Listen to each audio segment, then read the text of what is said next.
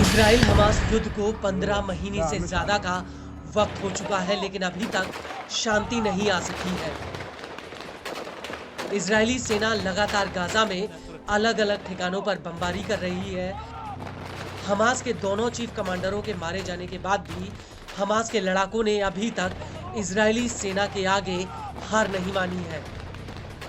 ऐसे में आशंका इस बात की बढ़ गई है कि इजराइल गाजा में कुछ बड़ा करने वाला है। इस बीच हमास की सैन्य शाखा अल कासिम ब्रिगेड्स के प्रवक्ता अबू उबैदा ने कहा है कि उत्तरी गाजा में इजराइल के हमलों के बावजूद हमास के लड़ाके आईडीएफ को भारी चोट दे रहे हैं।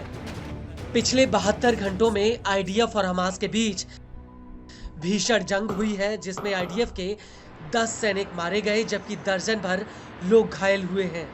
अल कासिम के प्रवक्ता ने कहा कि इजरायली सेना को नुकसान उससे कहीं ज्यादा हुआ है जितना वो स्वीकार करती है। इजरायली सेना हमास लड़ाकों के मनोबल और ताकत को कमजोर करने में पूरी तरह से नाकाम रही है। ऐसे में जल्द ही आईडीएफ उत्तरी गाजा से पीछे हट जाएगी। हमास नेता ने आगे कहा कि इजरायली सेना सिर्फ एक ही मामले में सफल रही है, वह है विनाश, तबाही और निर्दोष लोगों के खिलाफ नरसंहार। अबू उबैदा ने आगे कहा कि हमास के लड़ाके उत्तरी और मध्य गाजा में इजरायली सेना के सामने चट्टान की तरह खड़े हैं। इस बीच इजरायली नेता और डेमोक्रेटिक पार्टी के नेता ने गाजा युद्ध को लेकर नेतन्याहू सरकार पर हमला बोला है।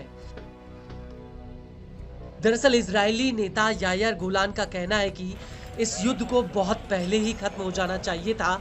ये नेतन्याहू की गलत नीतियों का नतीजा है कि गाजा युद्ध अब तक चल रहा है। नेतन्याहू ने सत्ता में बने रहने के लिए गाजा युद्ध का इस्तेमाल किया है।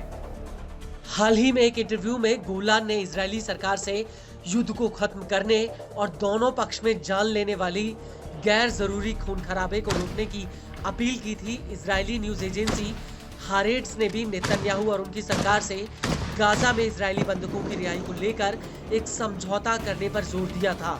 न्यूज एजेंसी का कहना है कि सरकार को गाजा में युद्ध रोकने, आगे के विनाश और इजरायली सैनिकों की बढ़ती मौतों को रोकने पर जोर देना चाहिए। आपको बता दें कि इजरायली मीडिया ने चेताया है कि यदि नेतन्याहू युद्ध को रोकने में नाकाम रहते हैं तो इजरायली सैनिकों और इजरायली बंधकों को गाजा में और ज्यादा जोखिम का सामना करना पड़ेगा।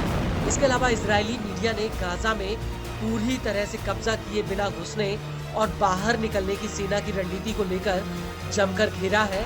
साथ ही दावा किया है कि हमास घातक जाल बिछाने के लिए आईडीएफ की इस रणनीति का फायदा उठाता है। गाजा में खासतौर से जवालिया, बेइत हनून और बेइत लहिया में आईडीएफ ने एक सैन्य अभियान के दौरान 46 सैनिकों और अधिकारियों की मौत को स्वीकार किया है। आपको बताते चले कि जहां एक ओर सीज फायर को लेकर बातचीत चल रही है, वहीं दूसरी तरफ इजरायली सेना का गाजा में भीषण हमला जारी है। बीते 24 घंटे में आईडीएफ के हमलों में करीब 50 फिलिस्तीनी मारे गए। खान यूनिस पर हुए ताजा हवाई हमले में 17 लोगों की मौत हो गई, जिनमें 8 बच्चे भी थे।